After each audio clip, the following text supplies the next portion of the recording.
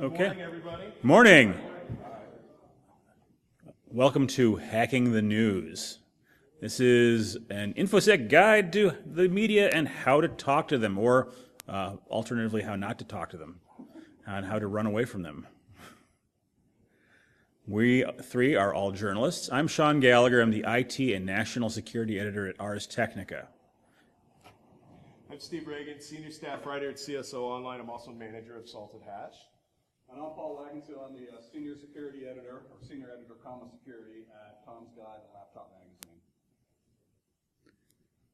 So we're going to explain some things about the media, what exactly we mean by media and what the definition of media actually is, how you get your message out through the media if you are a researcher or doing other things in the field and you want to get attention, and other tips and tricks on interacting with the media. We heard you like examples, so we've added some examples in our examples. The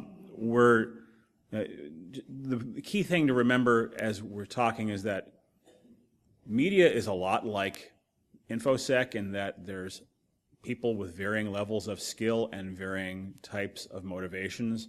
There are bad journalists, there are good journalists, and you need to be able to understand the skill set and the motivations of the people you're talking to when you talk to them or before you talk to them, so that you get your message across in the right way and you don't end up being used for something rather unfortunate. Anyway, we're going to take questions at the end of this, which I'm sure there will be plenty of them. We will also be here all during the conference. Just feel free to corner us. We gave an earlier version of this presentation at ShmooCon this year. And if you want to see that video, it's up on YouTube and the Internet Archive. And we also gave it at B-Side Las Vegas, where three people showed up, but that may be online as well. But this one is much more fresh. Yeah, fresh. Yeah. So what's the media? Technically speaking, the media is any vehicle for delivering information, and the most common types are print and broadcast. That's what we define them as. So print is anything where letters are put on a page or a screen, and broadcast is voice, images, over the wire, over the airwaves. Reporters and journalists are the people who push information into those media forms. So media also includes, when we talk about print, for example, we're talking about also blogs and to some degree Twitter, because Twitter has become a media platform. If you all have blogs, you are essentially already the media. You may not be a journalist on a daily basis, but you are actually producing content that could be considered media. And social media is also media, because the trust that people put in people who they believe to be experts in the field, it makes them, in a way, journalists. And there's some side effects to that. Okay, so broadcast media. When you turn on the TV in the morning or you listen to the radio, that's broadcast media, or it could be a podcast, or it could be a YouTube channel. But for what we're speaking about, we're talking about corporate media in general. So with broadcast media, generally speaking, news is produced by a producer and not by the person who is reading the news on the broadcast. So when you see a reporter on the TV news, generally they have a producer who's put the story together for them, and they are just reading the script they got. In some cases, they're actually doing some journalism, but it's more common that they are just reading content they got that they were prepped for by their producer. Depending upon whether it's cable or local news and things like that, there's going to be limited slots to fill in these things, and so you're not going to get a lot of time with a particular story. The entire topic needs to be summed up in about 10 seconds when you're pitching these people, because really they only have about 2 minutes to present a story.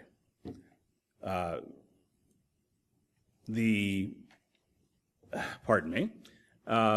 So the problem also here is that very few producers in television or radio have any specific experience with any given field. There's no sort of beats for these people. So if you come to somebody with a security story in a broadcast medium, they're not necessarily going to have the expertise to really tell the story with any sort of nuance. So forget nuance when you have 2 minutes to do it in, and also expect that because of the way broadcast media works, if it bleeds, it leads. They'll be looking for the most controversial piece of a story in order for it to go forward. So I've had plenty of times when I've had a broadcast journalist come to me and ask me about a story and asked me for the controversy, and I've downplayed the controversy and the story hasn't aired. So they're more interested in things that are going to have a direct impact on their viewership and get people to hang on to watch the story through a couple of ads. So that's the problem with dealing with broadcast media, is that you have, again, limited time, limited amount of experience with the topic, and a need for controversy to drive story forward. With print, it follows a news cycle similar to what you see on TV now in terms of it's constantly going forward because of the web. So things have changed a lot in print. And when we talk about print, we're talking about magazines, newspapers, and websites. Most newspapers now have websites. Things have changed with the news cycle. It used to be that when something happened, it broke in print first, and then broadcast stole it and ran with the story again. Now it breaks on Twitter, it breaks on print, it breaks on broadcast, it breaks on print again, it goes back to Twitter, it echoes around. Again, most print journalists are generalists, but they tend to have more of a beat focus than people in broadcast. So especially people like us who specialize in security, we may not have any particular deep expertise in any particular part of security, but we cover the industry in general, we cover the topics in general, so we have more experience in dealing with this sort of topic than somebody who may be the general tech reporter at the New York Times or at another outlet. Again, if it bleeds, it leads. Most print publications are looking for some sort of controversy to get you to click. And if it's not going to have something that grabs the particular readership of that print media, it won't show up. Or it will, but it'll be buried deep in the newspaper, or it'll be deeper and deeper into the site.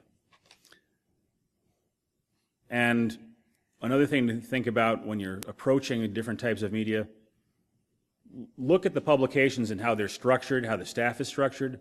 Some print journalists have a lot more freedom about what types of stories they can go after. For example, I don't have anybody tell me what I have to write.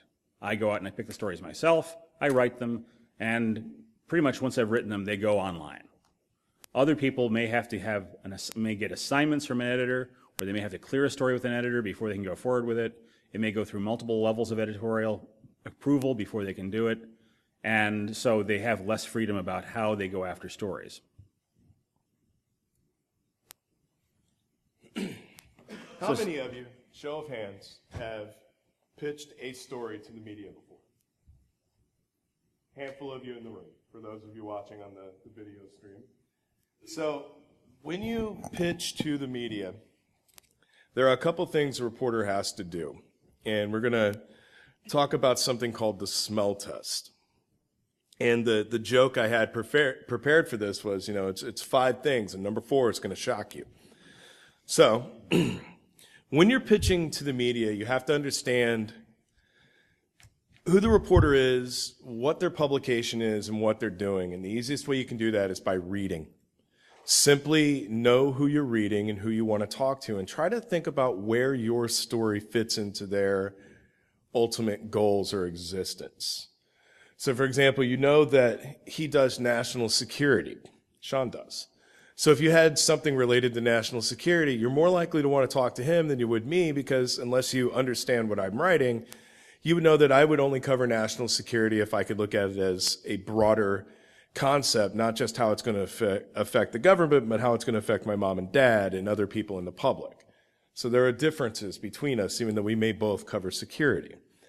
So the smell test that you see there is just a quick breakdown of how we go about checking a story. And it's not a new concept. Those who have been in the media for a while are kind of used to this roll through here, but it starts with the source. And what I mean by that is, who are you? Who are you? Why are you talking to me right now? what are you trying to convey, and how connected to this story are you? And then immediately following that, I've got to question your motivation. What is it you're getting out of this? Why are you talking to me? Is there something of a benefit to you in having this story come out? 9 times out of 10, when a pitch comes across my email and the person on the other end wants me to tell their story, their motivation is to promote their product or their company.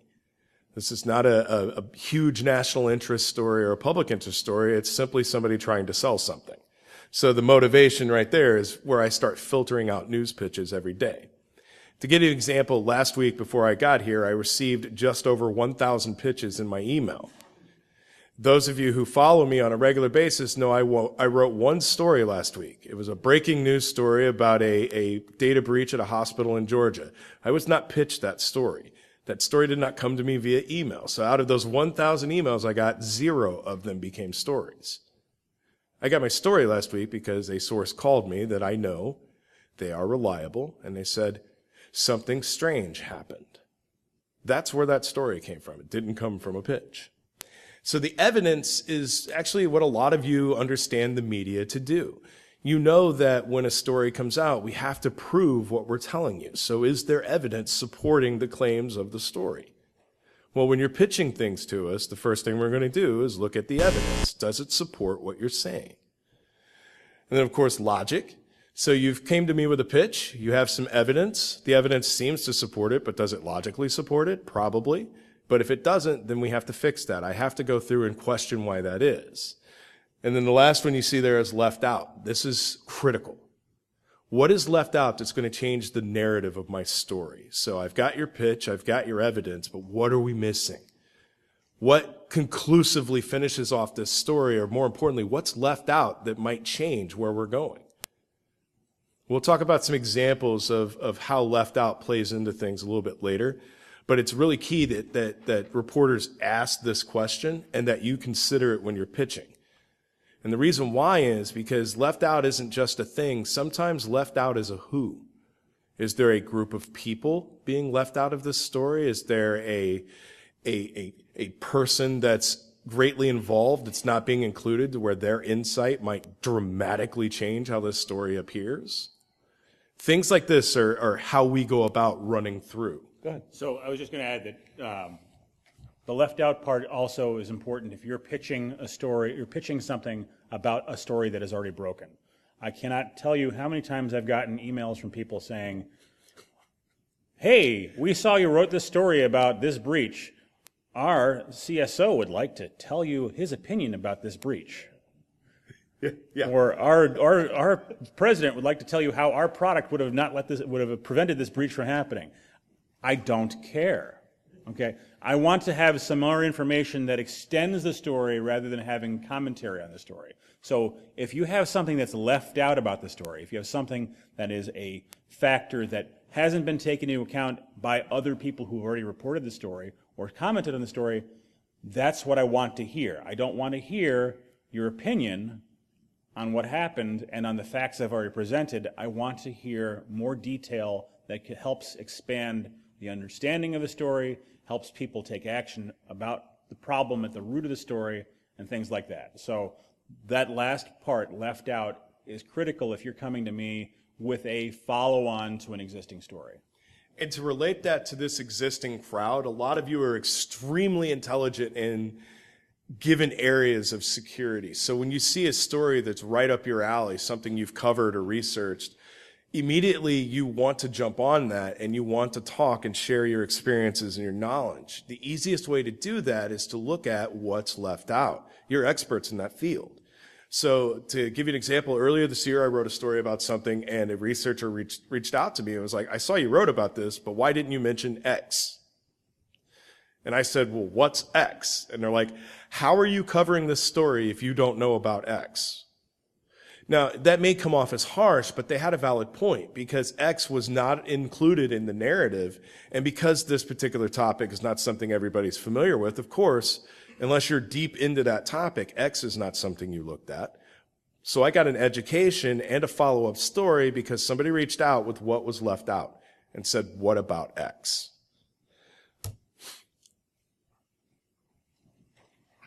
So sometimes the reverse is true. Sometimes you will be cold called or cold emailed by a reporter. And you may wonder, why is this reporter coming to you? Generally, it's because the reporter's heard of you. You may have commented on a previous story at some other publication, and the reporter just picked that up and got your email address. Or you may have had a correspondence with this reporter before, in which case you're a guaranteed source. Often, frankly, when I have a story, I just email, cold call probably a dozen people and see who responds. And if you respond, then I'm going to try to use you again.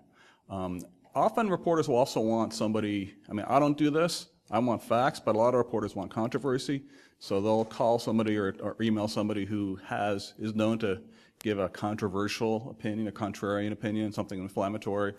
Something. Or they'll just take something that you posted on Twitter. Yeah, that too. Anyway, everyone wants a good quotation, and I mean a good quotation, not a good paraphrase. They don't want to take what you said and rewrite it, because you can make a mistake that way. But generally, when a reporter calls you, he wants your opinion, your source, your take, and he wants a nice good quotation. But before you respond, especially if you work for a big, security company, you may want to talk to your PR people. I mean, you really should, because you should not be commenting to the press without your company's PR being involved. Real quick, how many of you in here work for a company with a known communications department or PR agency representing it? All right, I want all of you with your hands up. Keep them up there real quick, and I want everybody else in the room to look. These are the ones who have supposedly had media training and everything like this. So if you've got your hands up right now, because you know that, put your hands down if you have not had media training. Who's got media training under their belt? Notice how quickly those numbers dropped. Yeah. That's a bad thing. Right. And it's not your fault, mind you. It's not. But that is exactly what we're talking about here. You should never talk to the media if you've got a comms department or a PR department, because that's their job, not yours. But sometimes you're going to be picked to be a representative, and if you're not adequately prepared, well, Paul, you want to move on? Paul, move on? Are you? I'm done. You were, but I didn't know if you went ahead. Oh, no, I mean, well, basically, back to the earlier point about dealing with media, one thing you got to remember is we are not your PR department. We don't do advertising for you. We don't want to really care. We don't care if your company suddenly made a lot of money or got acquired or has a new CSO. We want interesting stuff that's relevant to the general public. Some PR departments really don't take that to heart. They should. That's why we delete their emails. So the worst in journalism is like the worst in Infosec. And what we mean by that is you've got good reporters, bad reporters, and everybody in between, just like we do in the Infosec community. That will shock none of you. There are journalistic script kiddies. Yes, very much so. And the thing is, a journalist will be able to spot a journalistic script kiddie really quickly, because we too got that same press release. So when I watch you cut and paste it and then publish it as an original story, you're a kiddie. So now we're going to get to the tips and tricks portion. And honestly, if you remember anything from this talk, this next slide is the only thing I want you to remember. Okay? Get your cameras out. Because right now I'm going to talk to you about the difference between on the record, off the record, and on background.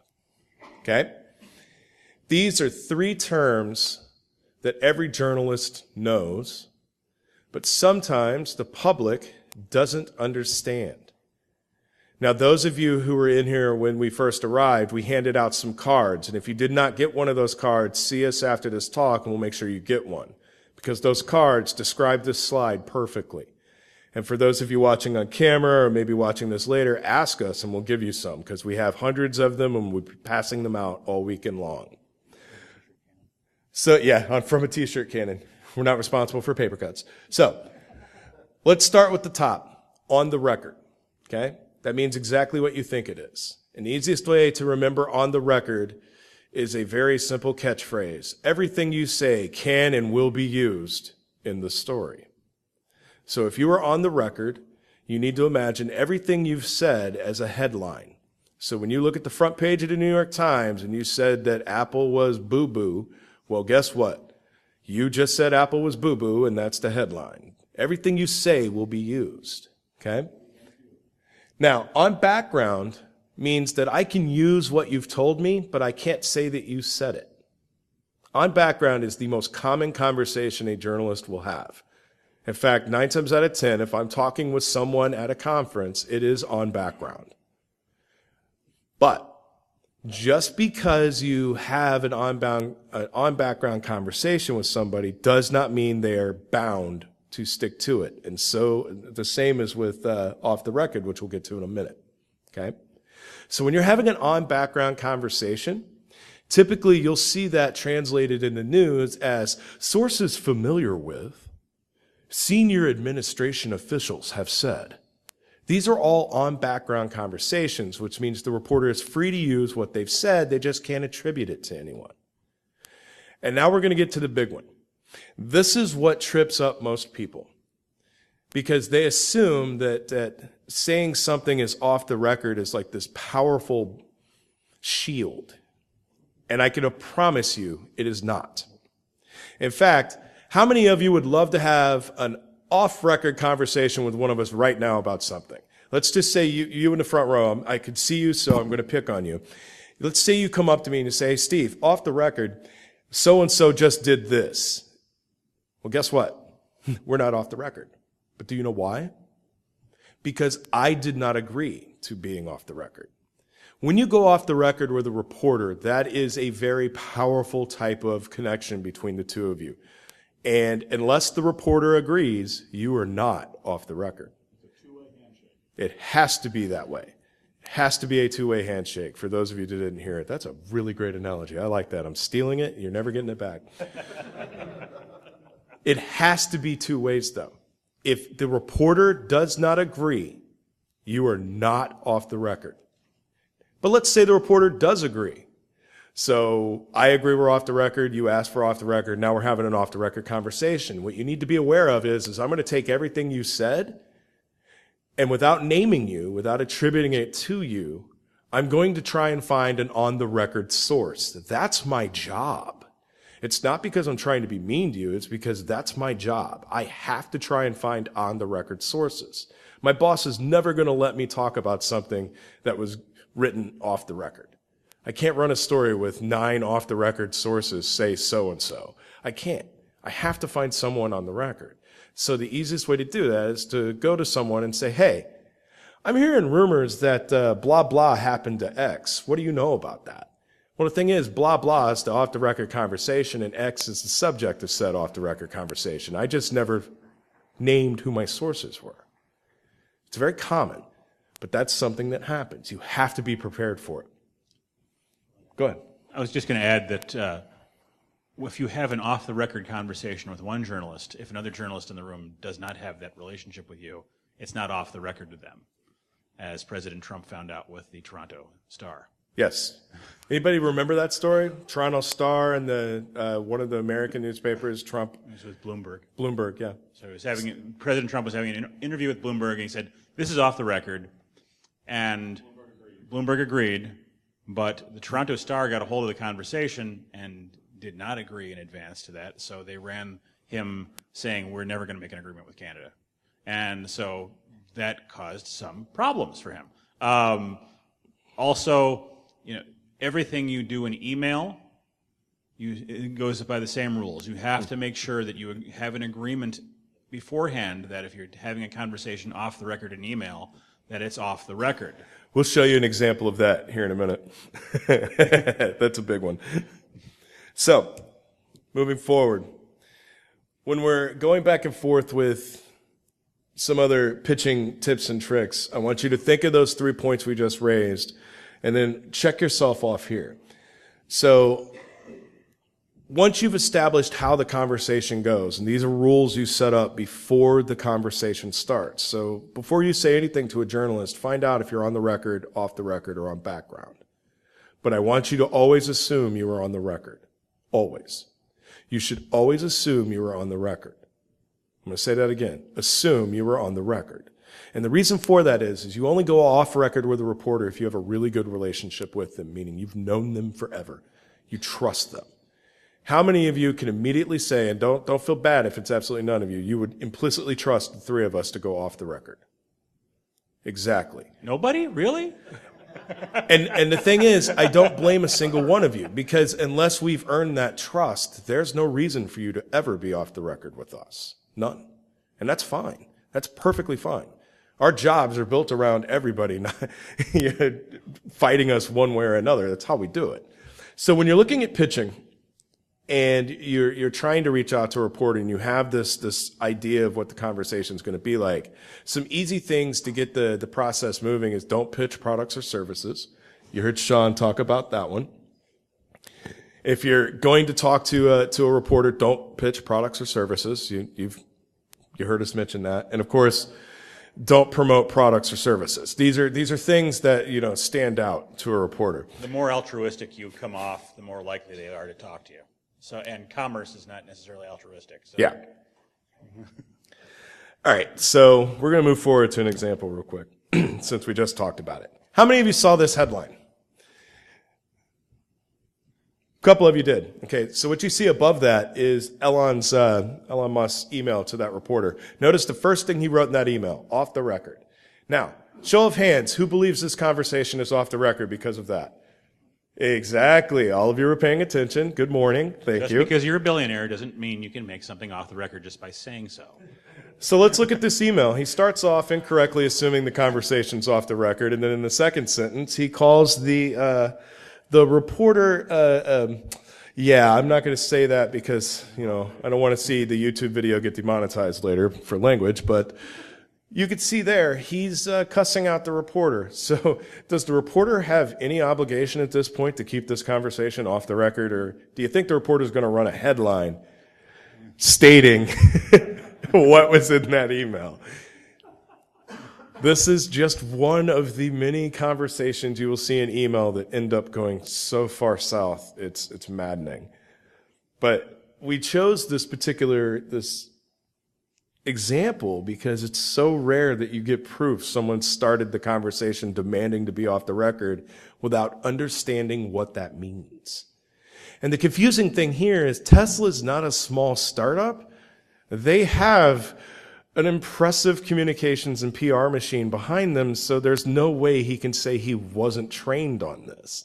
And if he was, I really, really want to know why he wasn't. Otherwise, there's no excuse for that. That type of email should have never been sent because, again, if you have a communications department, should you be talking to reporters directly? No. He probably is the time on the email 4:20?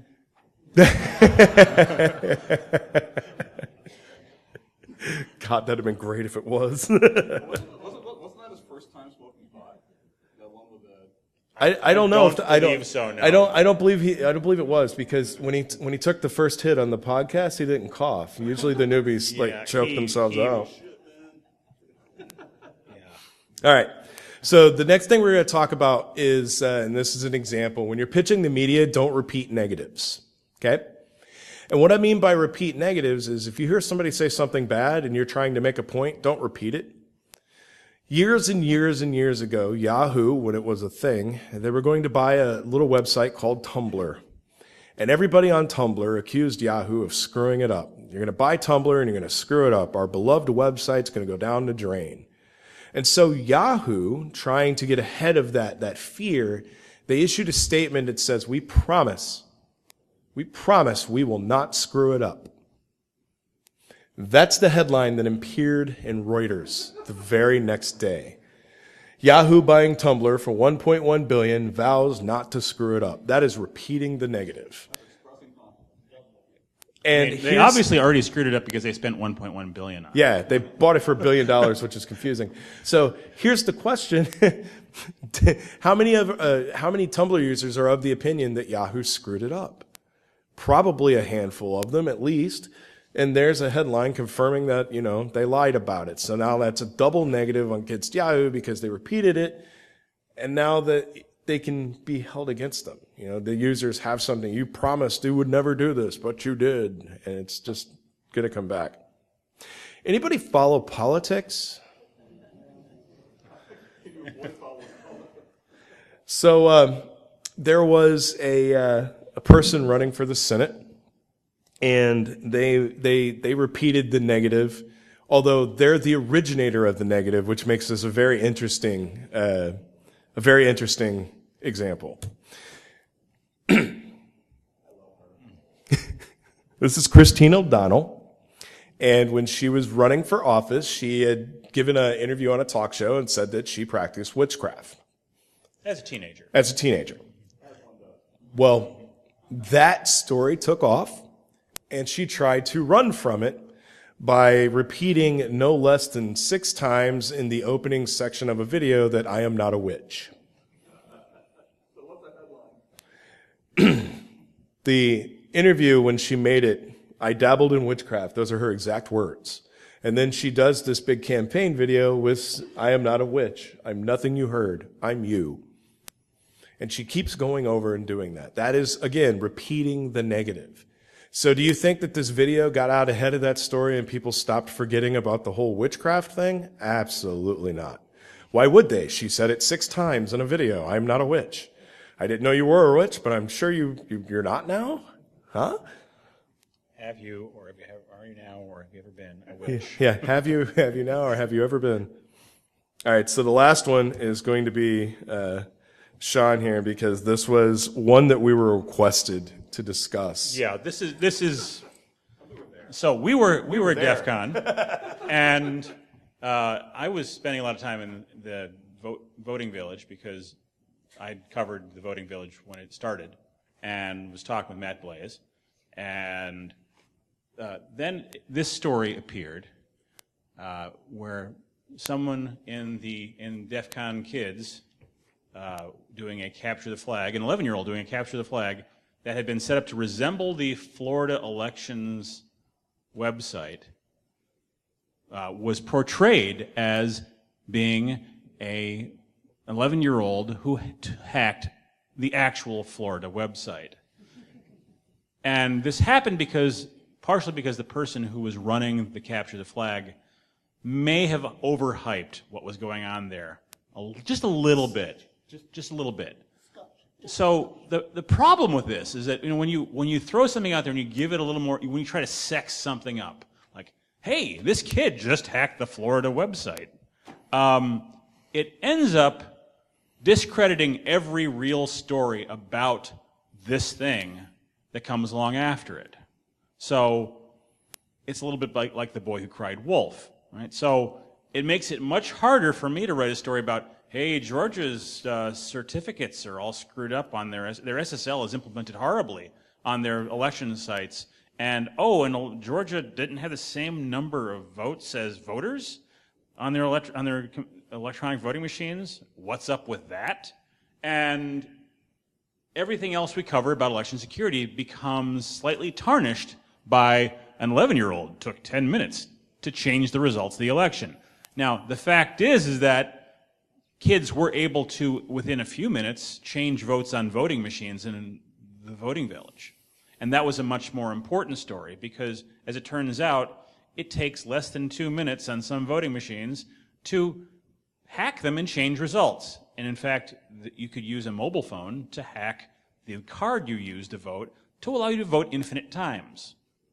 But do you see how... Oh, go ahead, sorry. But this story is what got the most attention, and it sort of ended up being a smokescreen especially once it was debunked, for all of the other things that were going on. People didn't pay attention anymore.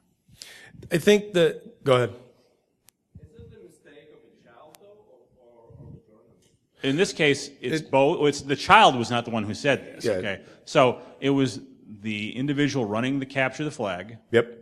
And it was also the journalist. In this case, it was a journalist who did not have a lot of experience covering information security.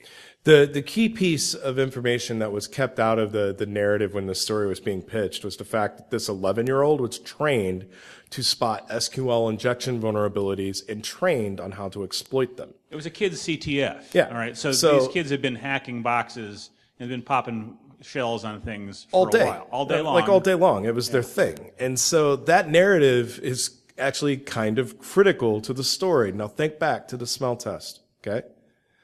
What's left out? What's left out of the story? the fact that this was a kid CTF and the exact vulnerability they found was something they'd been working on all day long. That was what was left out. So that's what happens when you don't ask those questions and something's left out of a story. You get that. Now, ProPublica, when they came out and debunked the entire thing, forced I think it was Fast Company, that's the very top headline up there. That headline had to be changed, and so did the story, because it turns out, again, we're talking about pre-configured websites that were not the exact, they were just meant to look like them, and known vulnerabilities that were automatically inserted into. They were meant to be there. It's a training exercise. So, we're going to cover one more example, and then we're going to open the floor to questions for you. This is important, okay? And Paul is going to be the one to explain this, since this was his idea. Go ahead. One thing you got to remember, and this is not apparently obvious to a lot of people, is that while most newspapers, most newspapers' op-ed pages and editorial pages do have a particular slant on things, that's not supposed to affect the news coverage. And that is not always firmly true, but it generally is. For example, here's one from the Times, the resistance inside the Trump administration. The op-ed page at the Times is run separately from the rest of the paper. It's sort of firewalled off from the rest. They have different standards for evidence, and their sort of political slant is not supposed to affect what happens in the rest of the paper. The same thing happens to the Wall Street Journal, which has a very different editorial stance. It's even true at Fox News to an extent. The daytime stuff is supposed to be straight news, and then you get the opinion in the evening. There is a difference. These different publications do have a choice in what to cover and what not to cover, but once they start covering a story, it's supposed to be straight up. And that is true even at Fox News and CNN. So when you hear that such and such is a right-wing paper or a left-wing paper, that should not affect your opinion of their news coverage, because the news coverage is supposed to be good and it's supposed to follow the rules that we've set here. It's passing the smell test, examining the sources, getting down to the basics, presenting the facts. And we would like you to at least take away that we up here try to adhere to those rules as best we can. We really do. We cannot speak for all reporters, but if you would choose to speak to any of us, please be assured that we will follow those rules. And this is, again, someplace where you have to take a look at who's writing something and what their track record is before you talk to them. So the New York Times separates its editorial, but there are lots of news outlets, lots of media that present opinion as news. They call it blended coverage. Right? So Sean Hannity is not a journalist. Nope. Okay? He's a commentator. Okay? Yeah. Same is true for any number of people you see on MSNBC. There are also a lot of publications that are specifically aimed at taking a political slant. So whether it be Daily Caller or Talking Points Memo or the Huffington Post, perhaps, or Gizmodo. They have an agenda of their own, right? Whether that agenda be radical truth or something like that. They aren't necessarily following the same rules of editorial ethics that people who do hard news on a daily basis do. Each of them are on stories that none of us would. So there's something interesting about this particular editorial, though, that you see on your screen. Yeah. When you write an editorial for a paper of record like the Wall Street Journal or the New York Times, you have to sign your name to it. Your name has to be out there with your opinion, okay? What's significant about this particular story you see in the example is the fact it was written by an anonymous author. Now, without giving away my age, I could say that I have seen several presidents and been on this earth for quite some time, and I have never once seen an anonymous op-ed in the New York Times. That was a first for me, and it blew my mind. It blew several people's minds. The standard of what this person was writing about and talking, and the level of proof that they had to have given the editorial board at the New York Times to be allowed to write something anonymously is astronomically high. So that tells you a little bit about who it was and what they were doing, because the Times does know the name of the author. They're just never going to release it. And it's just amusing because Imagine how awkward it is in the Times newsroom to where this comes out and other reporters are assigned to write stories determining who the author is, but they can't talk to anybody in the newsroom to actually discover the name of the author. Imagine how what kind of work environment that created that week. It had to have been amusing, to say the least. So this is it for us. We're going to do a Q&A now. We are reporters. Feel free to ask us anything. And just before we start, I'm going to make it very clear. You are being recorded, okay? Therefore, nothing said in this room can be considered off the record. You do have a camera on you. Thank you. And we do have 10 minutes for Q&A, so we'll start with the gentleman right here.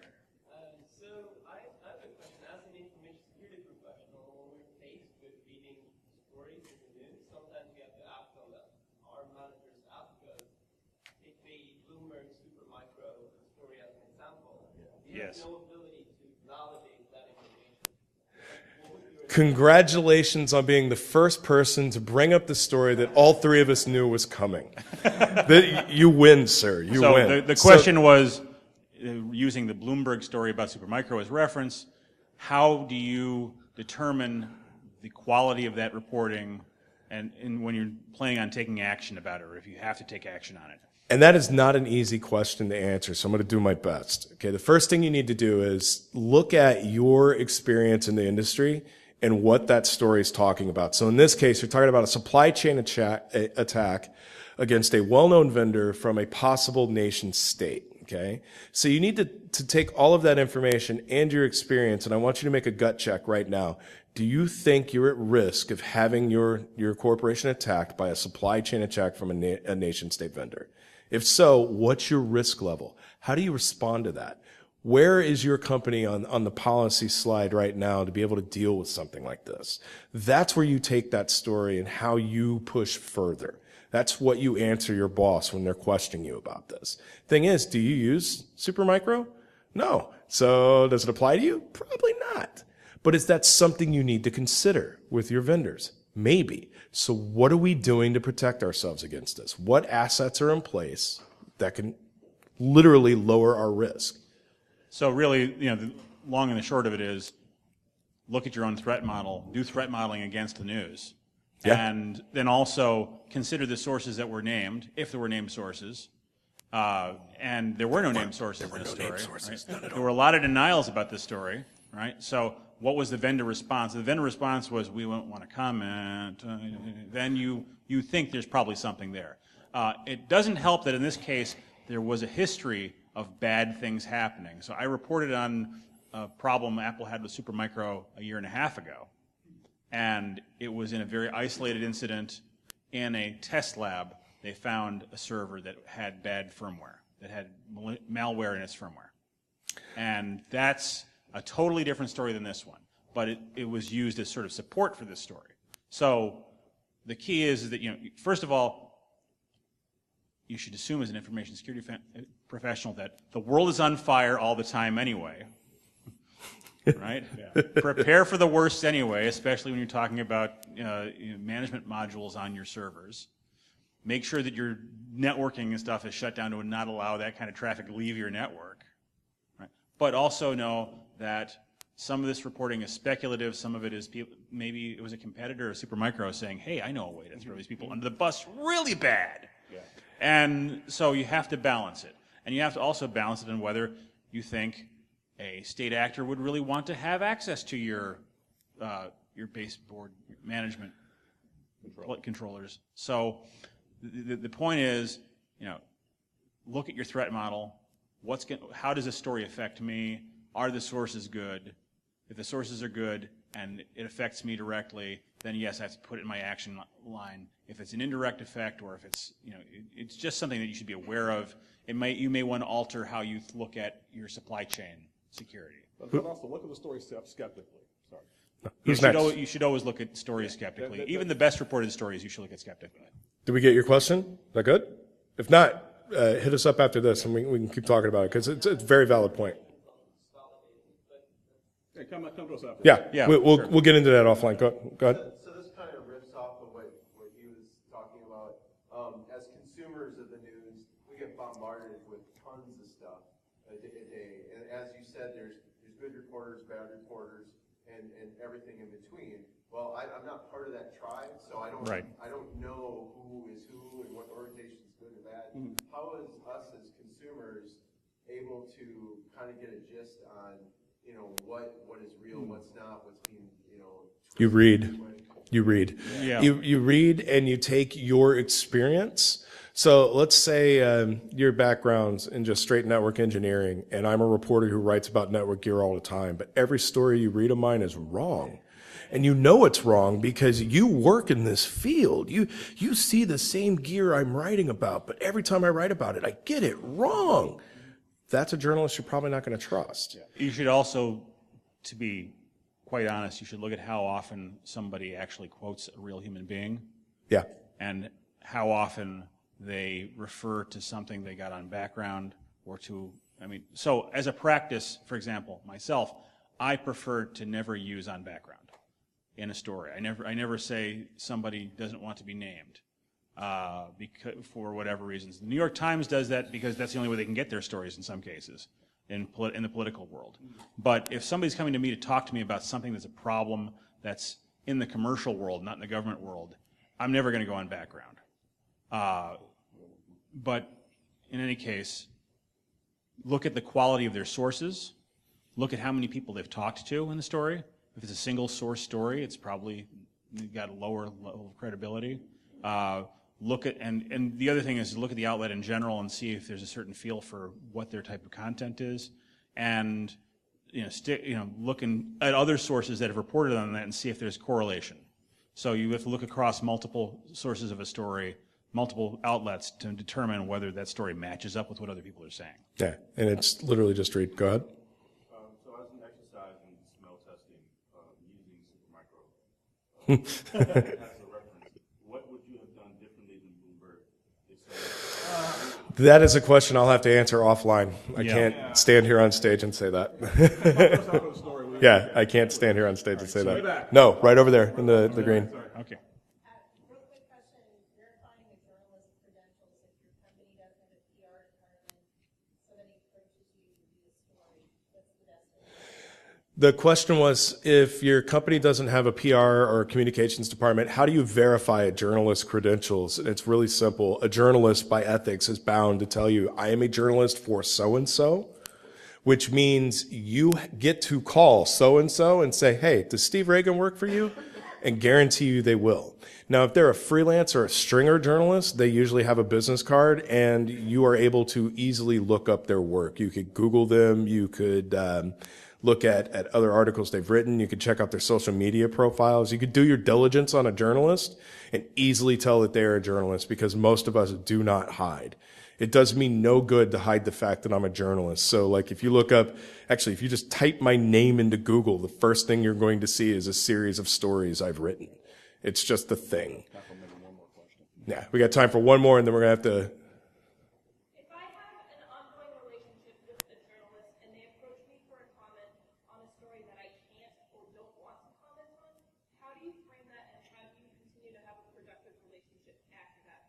If you ever, so the question was, if I have a really good relationship with a journalist and they come to me for a comment on a story that I can't or do not want to comment on, how do I address that while maintaining the relationship? And the answer to that question is, if you have a good relationship with that journalist, the fact that you don't want to or can't comment on it will have no bearing on your relationship with that journalist. We will understand. Yeah, we do. We understand that completely, because there's going to be a time to where I'm going to ask you a question about a story or something I'm working on, and I know that you're familiar with the topic, or you may even have something worthwhile saying, but you simply can't comment.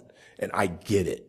I understand that. We won't hold that against you. No. Honestly, especially like on my beats, since I cover a broad number of beats, and they include defense and national security.